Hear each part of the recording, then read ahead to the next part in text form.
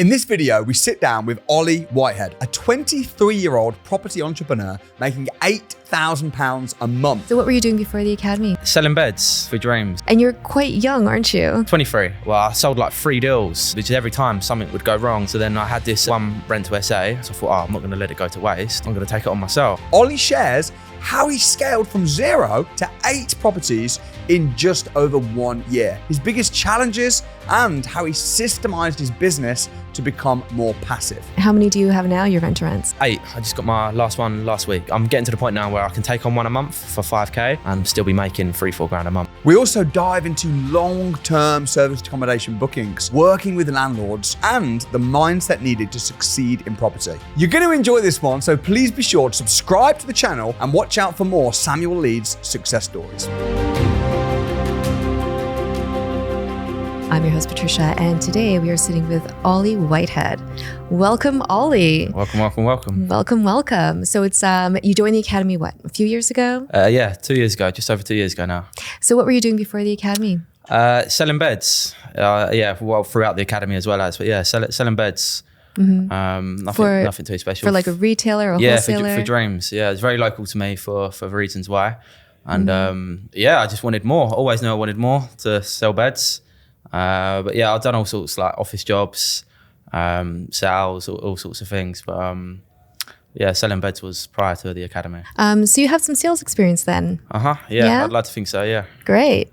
And you're quite young, aren't you? 23. Yeah, 23. Actually, you come across a lot older though. I think it's that kind of life experience is kind of coming through. Yeah. You're definitely a lot more mature than some of the other 23-year-olds that I've met. So well done. Where's your patch? Where are you based? Kent in Maidstone. Okay. Have you always been there? Yeah, always. All right, great. Yeah. So how did you come across property? I don't actually vividly remember really how I come across Samuel Leeds in general, but I've always been interested in property. It's never going to go away, so it's always something that's interested me. But I think it was a YouTube video or just an Instagram ad that I come across on Samuel. And then an old friend of mine was just like, should we just go to the £1 event? Like, is it what it is? And I was like, well, there's only one way to find out. Let's just go up there. So yeah, we did. And yeah, never looked back. I loved it. What was your expectation going in? It was just going to be a bunch of like guru sort of stuff, like telling me it's too far from myself and then I've got to sign up to this. Like it's just never like a never ending sort of thing. But no, it's just the energy here is just different. Being around like-minded people and the energy that it brings to you is just different. Yeah. Great. Yeah. So then you start your training and then what happens? What was your first deal? Yeah. So it took a bit of a while, like I'm and ahhing about what I actually wanted to do, like actually getting involved in it. But I wanted to start deal selling because it's the easiest way to get into property. But that sort of like backfired on me, if that's the right word. Why? What happened? Well, I sold like 3 deals. I got the money and everything. Investor was happy, but just every time something would go wrong, either the investor wanted this or the landlord weren't happy with this, or obviously where you're being the middleman for deal selling, there was just something going wrong all the time. So then I had this one Rent-to-SA and I wanted to sell it again, but then it just couldn't get it over the line. So I thought, I'm not going to let it go to waste again. I'm going to take it on myself. I met Martin Property, also within Samuel Leeds, he was close to me. And he was like, yeah, let's do it. Let's just take it on. So I found the landlord, viewed it, negotiated it, and yeah, never looked back. Yeah, really enjoyed it. So how do you go through numbers for a rent-to-rent? Well, everyone's a bit controversial about how they do their numbers and stuff, but at the time I just got given a spreadsheet of where you put all your numbers in, your nightly rate, everything. It just works it all out for you, which was really helpful at the time. But it's more so the research of the occupancy and the area it was in. Apparently the occupancy was really high, so I thought, I can't find anything more to prove that it's not. So I thought, let's just go with it. But when obviously I'm not from a building background or nothing, so when I viewed it, it looked sort of fine to me. But then when Martin come and viewed it afterwards, he was like, wow, we've got a bit too much to what you thought it was going to be. Like, it needs this, it needs this. What kind of stuff did it need? Like fully painting, sanding down. There was carpet in the kitchen and the bathroom. So I don't know who did that, but so I've seen that here, right? I know, it's strange. Yeah. It's strange. So I went back to the landlord. I was like, look, we're really interested, but I want to add it was a management company actually, it wasn't a landlord. So I said, look, I want to add some value to your property. And obviously being a management company or a landlord, they're probably like, what? I've never heard that before. I want to add value to your property. So I said, look, I want to do this, I want to do that, I want to do this, but obviously I need some leeway with it. So I said, first of all, I can't pay a deposit on the property because the whole point of a deposit is to keep the standard of the property it's in, and I'm going to only up the standard of your property. So I don't want to pay a deposit, and I need time to do the work. So it took me about 4 weeks. Yeah, I got about 4 weeks grace period. I think it was 4 or 5 weeks. I can't quite remember now. It's quite a long grace period. But every day they're just painting, sanding down, doing the carpet, taking the carpet out, put flooring down, obviously furnishing it at the same time. Yeah, it was a great experience because obviously where I'm not from that sort of background, it's picking that sort of stuff up and learning that skill. So it's a good bit of experience as well as. Wow. Yeah. And so how much did you end up putting into it? Altogether, it was about 4,400 between me and Martin, and that was including the first month's rent as well. Okay. So relatively quite low, to be honest. I mean, I've seen people come across here putting like 10 grand down on a 1-bed flat. I think that's crazy. I won't do that. So yeah, 4,400 we put into it. It was quite slow to begin with regards to like, but it was getting bookings, just not big bookings and like great price. It was still making money, but it wasn't what I thought it was going to be. So, and obviously where it's a JV partner, you got to split it as well. So, did you have a JV contract? No. Oh, yeah, okay. no, it's very risky. But at the time, it was like I didn't even know this guy really because it was literally a few months I know him, and he was quite a bit older than me. But I think it's about not how long you know the person, how well you get to know them in that time. Yeah, I've known people for 10 years, and I don't trust them. But yeah, but I've known him for a few months, and it's not to say I trusted him, but it was like he was in it just as worse as I was because it was a company bank account. So it's almost like, how am I going to get done over by this? Because I wasn't the guarantor or nothing. So it's just the company. If anything went wrong, I'd just jump out of it. And then, yeah, he had the bigger picture because he already owned his own property. And he didn't really want to do that anymore, like rent to rent. So he didn't want to start scaling, he wanted to start buying property. So I said, yeah, fair play, of course. Why would you not? But he just didn't really like the area, obviously in Sittingbourne, just in Kent in general. So he got the opportunity to go up to Grimsby and move up north. So I bought him out of the deal.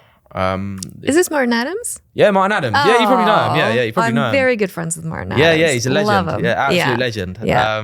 So yeah, he moved up Grimsby to do his own thing, and he's smashing it right now. Absolutely smashing it up Grimsby. Yeah, I was just at an inner circle in Preston. I thought I saw that. Yeah, I thought and he did so well, and he's been on Winners on Wednesday and everything, and he just gives loads of value. So that's great. Okay, so you're definitely hanging out with the right people. Yeah, I love Martin, and yeah, he did his own for us. So fair enough. Like, what do you want to do about the SA we've got down here? I was like, I'm still happy to manage it. And he was like, no, look, that's your thing now. Like, just buy me out of it. So I give him 1,500 quid. And this was in like the December time. So it was about 7 months after getting the deal, I bought him out of it. But again, at the time, I was just messing around, not taking it too seriously, like growing.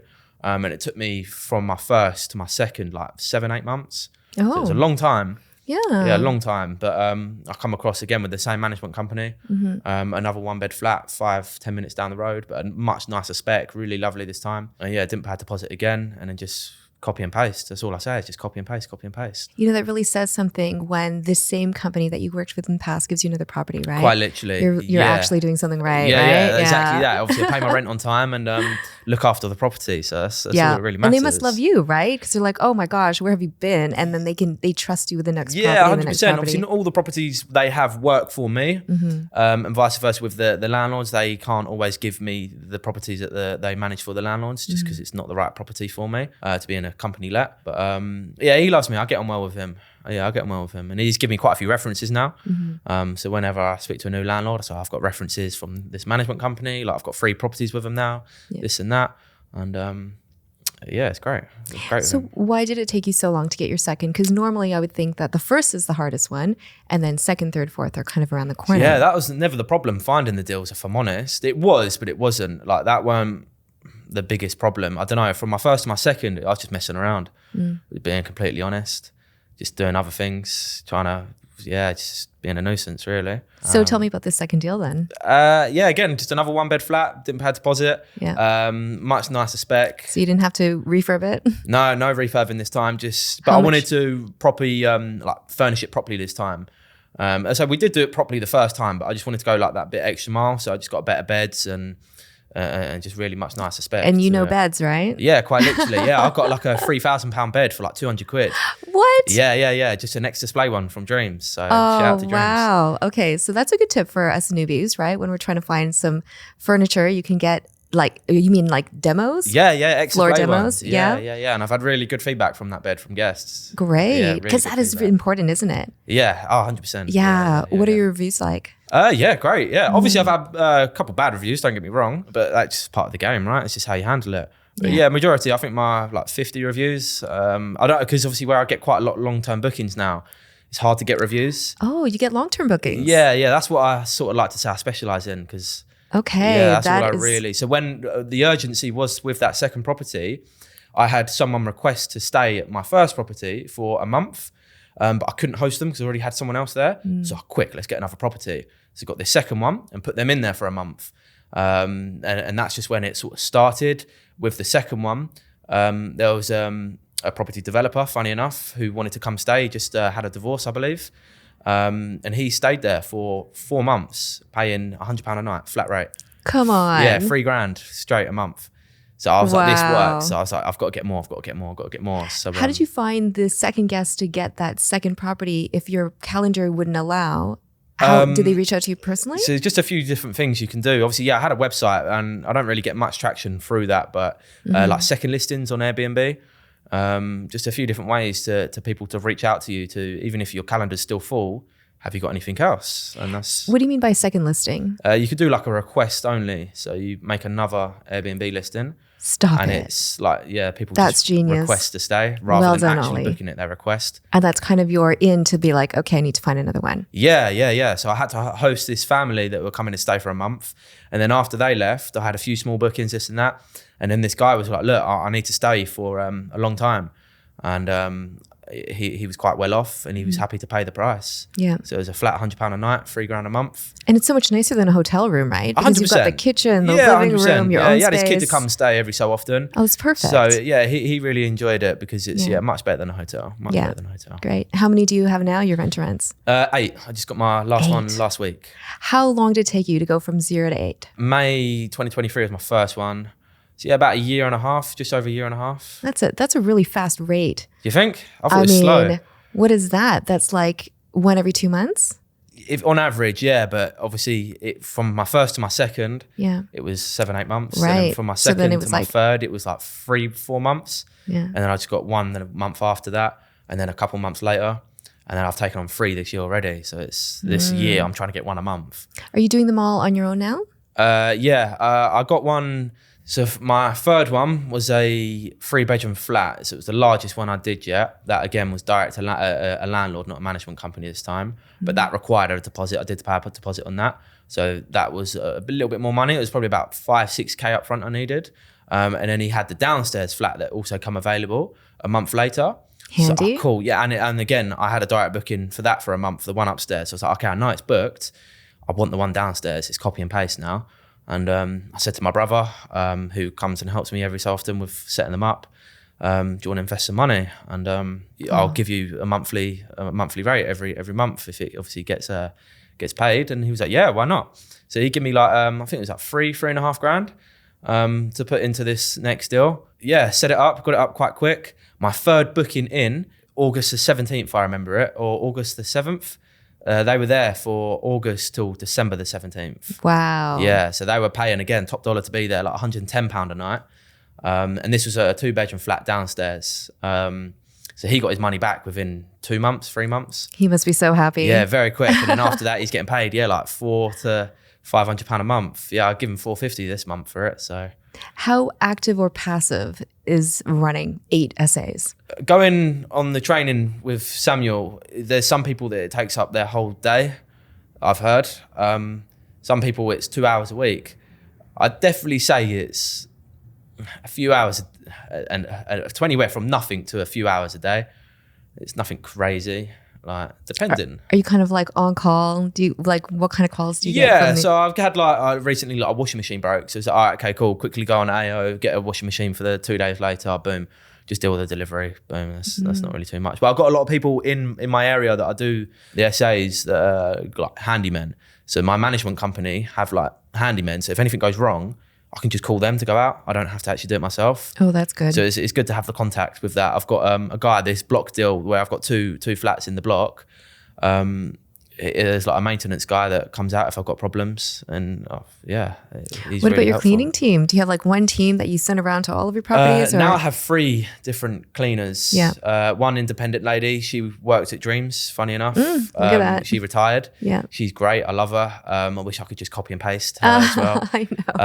And then I have like a cleaning company so she manages 3 of them, and the cleaning company manages 4 of them. And then this last one I've just got in Maidstone, my newest one, is a whole separate cleaning company because it's like an hour way between the 2 towns. Great. So it's just I use Turno. You ever heard of Turno, of the cleaning place? So every time I get a booking, it goes to the Turno, which goes to the cleaners. Was it like an app? Yeah, so it's like an app. Yeah. So I just register all my properties through my channel manager, and then every time I get a booking, it goes to the cleaners. So I don't even have That's really to message handy. the cleaners anymore. Oh, I love that. Yeah, it's great. It's all about like just systemizing it and just being hands off. Yes. So that's what I like. Well, when you get to 8, right? Yeah. You do need to systemize. Yeah, so I had to take a step back and almost like really reevaluate things of actually how can I replace myself again? Because it's now time to start to see the bigger picture. And if I want to replace myself, I can't be working on my business. The whole point of a business is to let it run by itself, sort of thing. You're either working in a business or you're working on a business, sort of thing. So yeah, it's about replacing myself. And so like Richard Branson says that too, right? You hear people like these huge CEOs saying you have to be able to remove yourself. Yeah. So learn how to do it and then replace yourself, and make sure that you bring in staff that can also develop as well, right? Yeah, quite literally. So what are your numbers? Like what kind of turnover, what kind of profit margin are you making on 8 Yeah, SAs? so obviously where I've took on 2, we're in March now, so I took on 2 in February. So that was a lot to take on, as in like money wise. So I think I spent 19.5 grand last month. Oh, it's my most probably I've ever gosh. spent in 1 month, especially on a business. And but I turned over like 16k because I got a bit of money at the end of the month, and so I actually only lost 3.5, but it cost me 5-6k to set 2 properties up each. So realistically, I made like, I don't know, like 8k or something like that. Okay, at the end of the day. So it's a bit tough. Like, so when I went to the ACP, like more further training with Samuel, he said like, what did you make this month? Like in January, I broke even, but I took on a property that cost me 5k. Right. So technically I made 5k, if that's the way you want to look at it. Yeah. Yeah, by bank statement, I broke even, Yeah. but I spent 5k extra than I would have. So I'm getting to the point now where I can take on 1 a month for 5k and still be making 3-4 grand a month, I think. Okay, so 8 properties, you're cash flowing 3-4 grand a month. And taking 1 on property on every month. So I should be making, I've worked out, because obviously where I do like I don't do it on a nightly rate now, I do it on a monthly rate. I'll be making about 8k a month. Great. So about £1 grand a property each month. Yeah. Yeah, that's what I try and go for now is instead of a nightly rate, a monthly rate, and to make £1,000 each on each property minimum. So what kind of percentage are your guests booking long-term versus short-term? When I first get a property, to begin with, it takes a while for the method to sort of implement itself. So there's quite a few small bookings here and there, and then something big will just come in. But right now, out of 8, 5 of them are booked up for at least a month to 6 months. And how do you get these long-term bookings? They're so great. I mean, again, I've met people on the train and they're like, how? I've never had a long-term booking. I'm like, I don't see how you can't have a long-term booking. I set obviously my minimum night stays, and it's just the way you market yourself, I think, to be honest. It's just reaching out to people like companies. I deal with like a lot of insurance companies, but a lot of it is people like moving home, like when they're selling their house and they're buying a new one and there's a stopgap in the middle. And obviously houses can get delayed and delayed and delayed.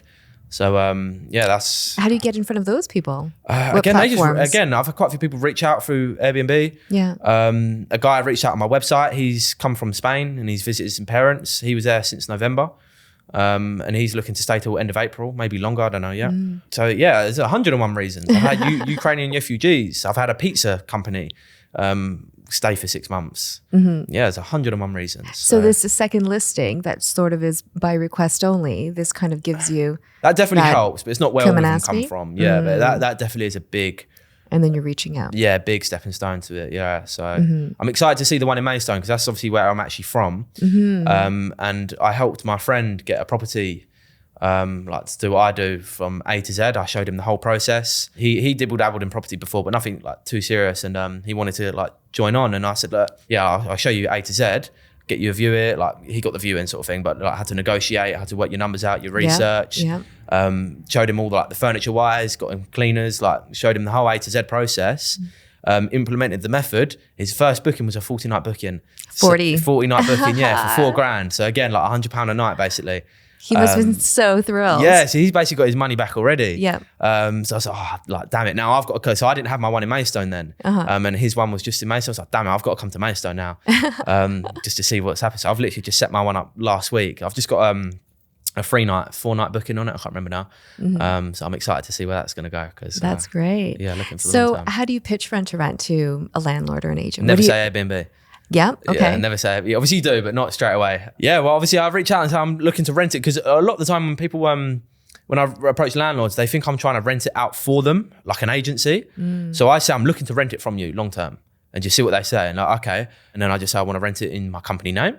And then I just straight away go with the benefits that I don't have Section 21 rights. I don't have this, like you can kick me out. I'll pay you rent. Every guaranteed rent every single month, and obviously I've got cleaners coming in. I deal with all maintenance. Obviously, when I pitched that to my first management company, I deal with all maintenance. Obviously, it was only so long until I needed their help with the maintenance because I didn't want to pay for it. So I just got the maintenance team to come out. So I pitch it as that, but half of the time they do it as well. So it's like a price point of anything over £250. I deal with under that, and they deal with anything over that. So I just give them all the benefits to it.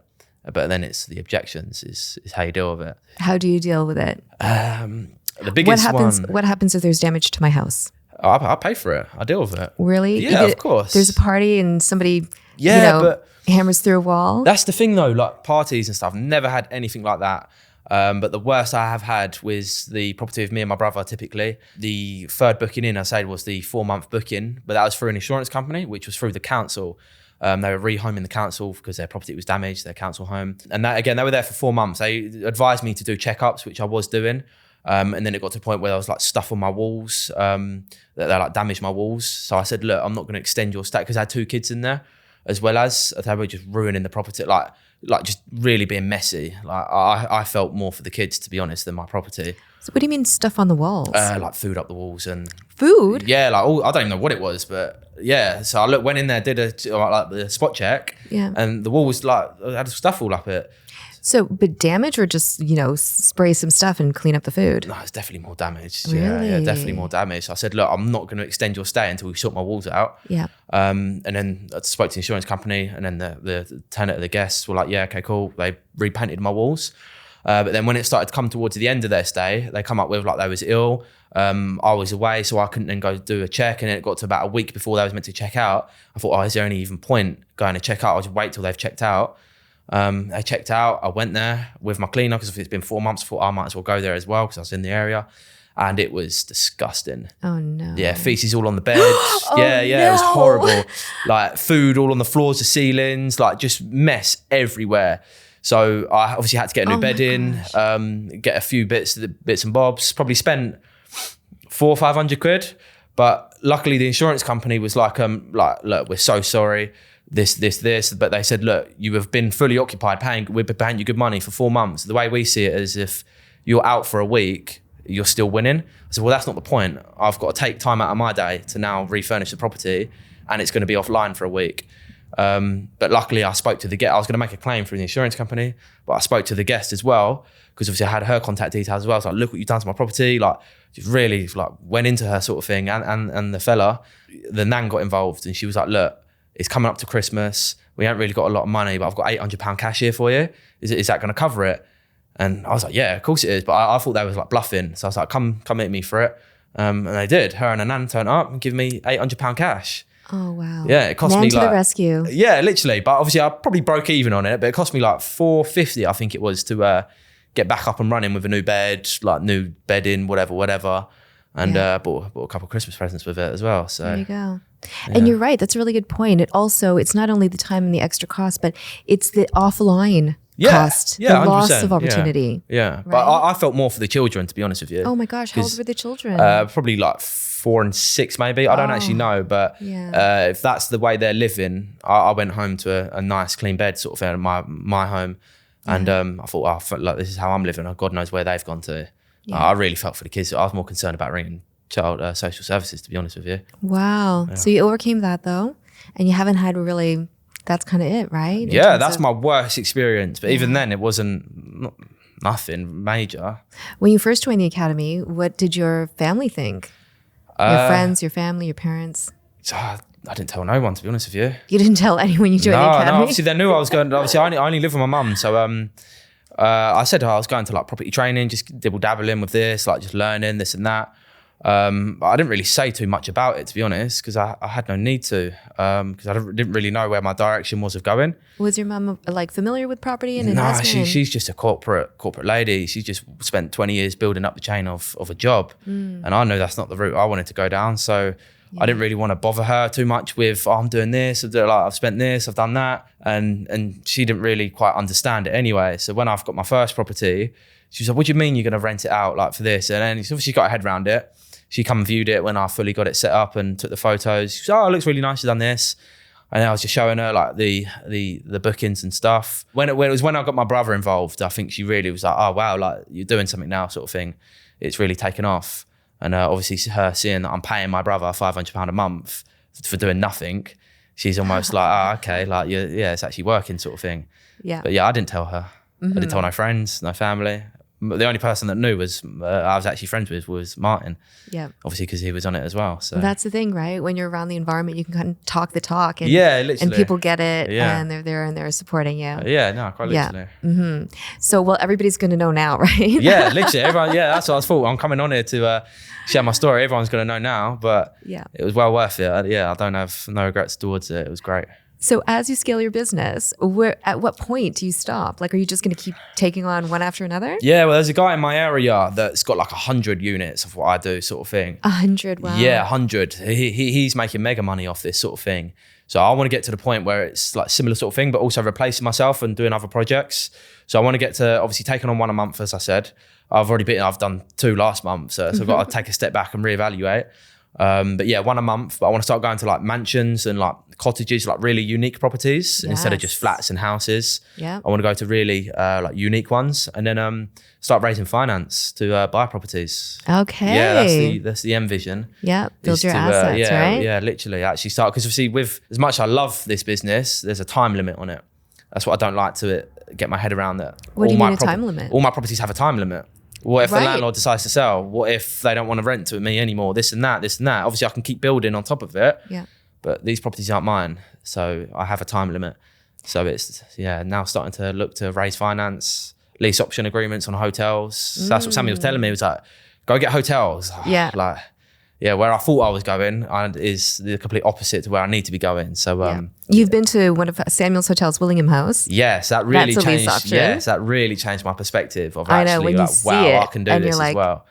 I know, yeah. So that's what I'm going to start reaching out to start doing is looking at getting like guest beds from anywhere from like 5 to 20 rooms. So nothing crazy amount, but reaching out to them sort of people to start buying them sort of places. So that's great. It's going to be a good year. Awesome. Good, yeah. So what kind of advice would you give yourself from day one? If you can like go back a couple of years ago, what would you say to yourself? Don't doubt yourself and just be consistent. That was my biggest problem. If I didn't take weight from my first to my second for 8 months, 7-8 months, I could be on 15 by now. If I was doing what I'm doing now 2 years ago, I could be on a lot more by now. So how do you overcome doubting yourself? To be fair, I never really doubted myself. It was just like pull your finger out sort of thing. Just work hard, work harder. No matter what you think you're doing, you can always do more. So just double down on what you're doing. Just believe in yourself. That's the sort of thing. That's it. And just take action. That's all I can say. Just take action. I remember one of the first, weekly Zooms that I was in a few years ago with Samuel. And I remember him saying, if you don't believe in yourself, it's okay, because I believe in you. And I thought, oh, wow. Okay. Then you kind of have to start believing in yourself like he does, right? But I mean, at the same point, like, I think if you don't believe in yourself, then what have you got? If you don't have self-faith, then what do you have? It's all well and good Samuel believing in you, but the minute Samuel's not there, then what? So, the beginning is tough, isn't it? Yeah, the beginning is tough. Yeah. So my direction was a bit all over the place, but when I knew where I really wanted to go, it's just stay focused. Yeah. And so how can people reach out to you? Well, I've got my website, M3 Property Services, or what is Instagram. M3 Property SA it is. M3 Property SA, that's your website? M3 Property, and my Instagram is also the same thing. M3. M3 Property SA, but I'm going to start converting it to myself to actually start posting myself. Yeah, Ollie Whitehead rather than M3, because everyone's like, who's M3? I know. I don't know either. So, but we know who Ollie Whitehead is now, right? That. So I'm going to start, posting more on my personal rather than That's great. Yeah, that page. Well, you hear you should get a selfie with Samuel and the mentors, Tony Crook. Yeah. And the rest of the team, right? Yeah, literally. Yeah. I've got a couple of photos, me and Samuel, from a while back that I need to get out there. Yeah, but social media isn't my forte. I don't really like it. Yeah. But I'm going to start posting a lot more, getting the content out there. So what kind of advice would you give somebody who wants to start off and kind of like follow your footsteps? Take action. Take action. Just take action. Reach out to landlords, research, YouTube, get yourself down to the crash course. Crash course. Yeah, that's where it all starts. That's where it all starts. Everybody says that. Yeah, literally it is. Yeah. So you either come there and it's not really a bit of you don't really want to do it, like you want to do something else, it's absolutely fine. But if you do want to get involved with the property, crash course and sign yourself up. Yeah, it's amazing. The energy's just different. So it's so crazy, the crash course, isn't it? Yeah, 100%. Yeah. And you just watch people do things like Samuel will call up agents. He will sell deals right in front of you. Yeah, literally. Yeah. Yeah, it's all live in the flesh. So it's a good bit. Okay, great. Well, if you're interested in learning more about property, come to a crash course, right? Exactly. You can meet Ollie. You're in Kent? Kent Maidstone. Kent Maidstone. So that's what everyone knew me for on the academy is, I used to shout out Maidstone all the time. Oh, nice. Yeah, so that's, my patch, Maidstone. There you go. So come down to a one-time crash course. Information will be in the description along with Ollie's information. We're going to see him rebrand himself as himself now, right? Mm-hmm. Ollie Whitehead. Yeah. And well, thank you so much for joining us. It's been a pleasure. I really appreciate it. You were awesome. High five. Thank you very much. Nice one. Good stuff.